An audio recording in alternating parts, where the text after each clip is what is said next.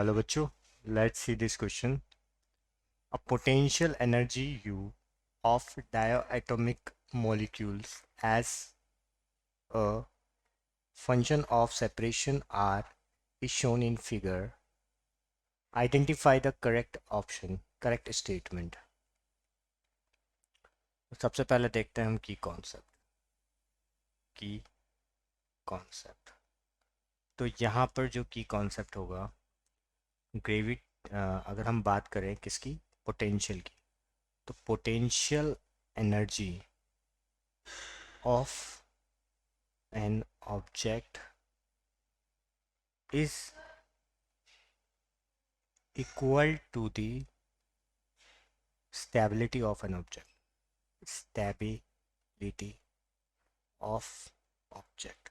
तो ऑब्जेक्ट जितना स्टेबल होगा उतनी ज़्यादा उसके अंदर क्या होगी, पोटेंशियल एनर्जी होगी. Got it. अब बात करते हैं सॉल्यूशन की. तो हमें क्वेश्चन में एक ग्राफ दे रखा है. इस ग्राफ में ये जो ग्राफ दे रखा है ये पोटेंशियल एनर्जी और डिस्टेंस के बीच में दे रखा है, क्योंकि हमारे पास क्या है, एक डाई एटॉमिक मॉलिक्यूल है. तो डाई एटॉमिक मॉलिक्यूल के बीच की जो डिस्टेंस है और जो उसकी पोटेंशियल एनर्जी है उसके बीच में ग्राफ दे रखा है. तो ये कर्व कुछ इस तरीके से आ रहा है, यहाँ पर जाके ऐसे हो जा रहा है. ठीक है. और यहाँ पर कुछ पॉइंट्स हमें दे रखे हैं, जैसे ये ए पॉइंट दे रखा है और बी यहाँ के सबसे शार्प वाले पॉइंट पर, और ये सी दे रखा है.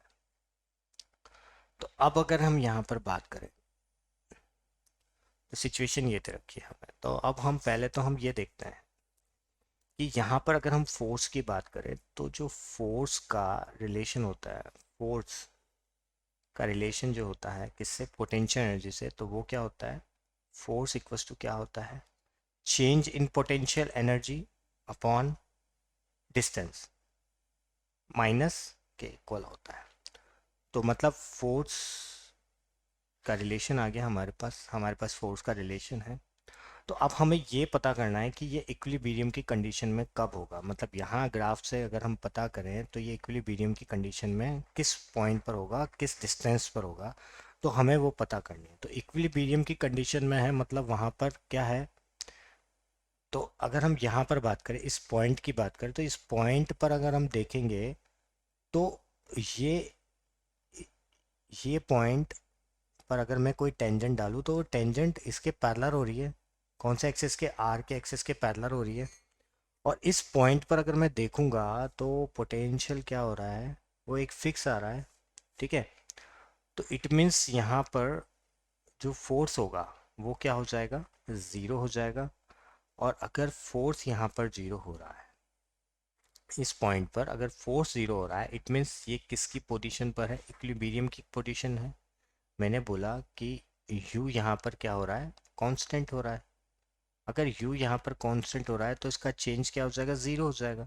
और अगर डेल u ज़ीरो हो गया तो यहाँ पर फोर्स भी क्या हो जाएगा, ज़ीरो हो जाएगा.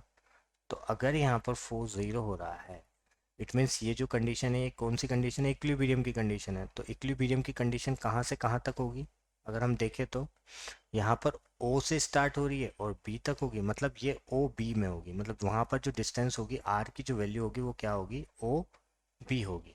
तो फर्स्ट तो हमारा ओ बी निकल गया इक्विलिब्रियम की कंडीशन में. ठीक है. अब बात करते हैं हम इसकी कि यहाँ पर किस किस पोजीशन पर अट्रैक्शन फोर्स लगेगा और किस पोजीशन पर रिपल्शन फोर्स लगेगा. तो उसके लिए हमें कुछ चीज़ें पता होनी चाहिए. जैसे पोटेंशियल एनर्जी है, अगर वो potential energy less than zero होती है तो वो कंडीशन होती है किसकी, अट्रैक्शन की. और अगर potential energy greater than zero हो रही है तो वो जो कंडीशन होती है वो क्या होती है, रिपल्शन की होती है. तो अगर इस ग्राफ में अगर हम देखें, इस ग्राफ की अगर मैं बात करूँ, इस ग्राफ में अगर हम देखें तो यहाँ से अगर मैं यहाँ तक की बात करूँ तो ये ऊपर जा रहा है, मतलब पॉजिटिव आ रही है यहाँ पर पोटेंशियल एनर्जी. और ओ से, ए से अगर मैं सी तक की बात करूँ तो ग्राफ कहाँ जा रहा है, नीचे जा रहा है. मतलब पोटेंशियल एनर्जी क्या आ रही है, यहाँ पर नेगेटिव आ रही है. मतलब अट्रैक्शन कहाँ होगा, जब पोटेंशियल एनर्जी क्या होगी, लेस देन ज़ीरो होगी। तो लेस देन ज़ीरो कहाँ पर हो रही है, नीचे हो रही है यहाँ पर।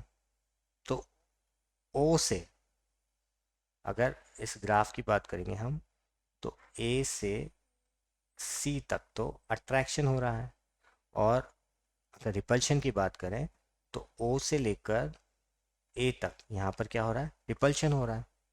तो देखते हैं हमारे कौन कौन से ऑप्शन यहाँ पर करेक्ट हैं।